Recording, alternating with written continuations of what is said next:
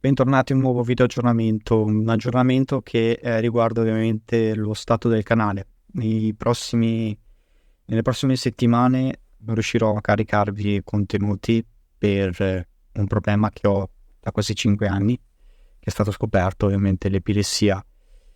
L'epilessia è una malattia delicata e adesso siamo arrivati ad una fase incredibile per me. Molto contento.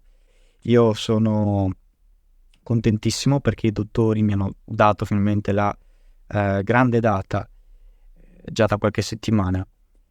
Io l'11 novembre verrò operato, intervento neurochirurgico al cervello, quindi il mio problema è che ho il lobo temporale sinistro che non può essere risolto tramite farmaci perché mi vengono lo stesso le crisi, anche insomma con dei farmaci molto potenti non ce la faccio. L'intervento può influire anche sulla memoria e sul linguaggio, mi hanno detto, ma questi dottori sono molto preparati, mi hanno spiegato tutto nel dettaglio. È veramente un ospedale davvero con dei medici in gamba e sono molto contento.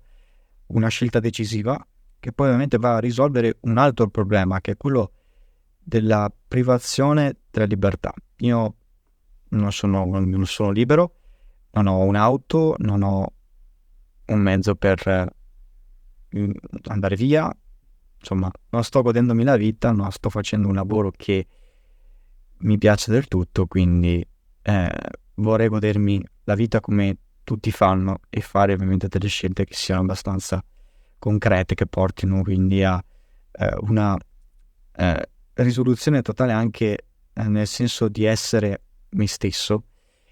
Quindi dovrò stare in pausa per un bel po', il canale non avrà contenuti per un bel po' e di questo sono molto molto amareggiato perché insomma la passione per la meteorologia ce l'ho da sempre, e quello di dedicarmi a caricarvi contenuti e fare le mie analisi veramente mi dà un po' di tristezza, però sono convinto che poi possiamo ripartire più forti di prima e questo.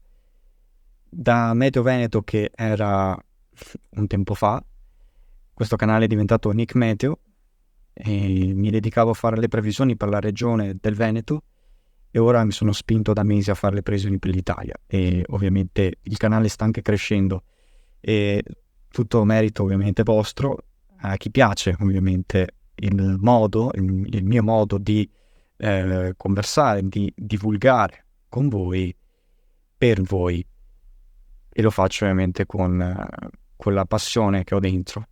Vi ringrazio, probabilmente tornerò a fine mese, questo non lo so, sarò ricoverato almeno fino al 25, quindi insomma